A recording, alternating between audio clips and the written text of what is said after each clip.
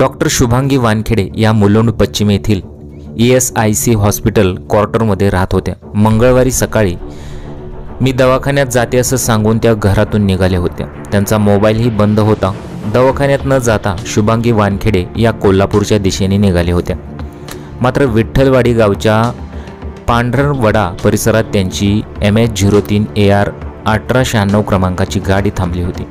या गाडीच्या मागेच त्यांनी स्वतःच्या डाव्या हाताच्या आणि गळ्याच्या नसा कापून घेतल्या होत्या। मोठ्या प्रमाणात रक्तस्राव झाल्याने त्या बेशुद्ध अवस्थेत पडल्या होत्या। रात्री 11च्या सुमारास माहिती मिळाल्यावर पोलिसांनी घटनास्थळी धाव घेतली।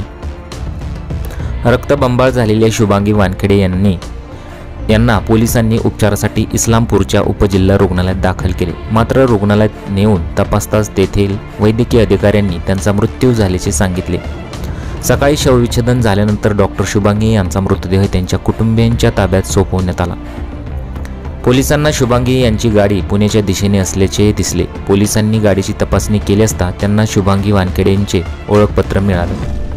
शुभांगी या मोटारीच्या पाठीमागे रक्ताच्या थारोळ्यात पडल्या होत्या। त्यांच्या गळ्यावर हातावर ब्लेडचे खोलवर वार होते। त्यांच्या हातातून गळ्यातून मोठा रक्तस्राव झाला होता। पोलिसांनी शुभांगी यांच्या मोटारीची तपासणी केली असता गाडीतील रक्ताचा सडा जो होता तो पडलेला दिसला।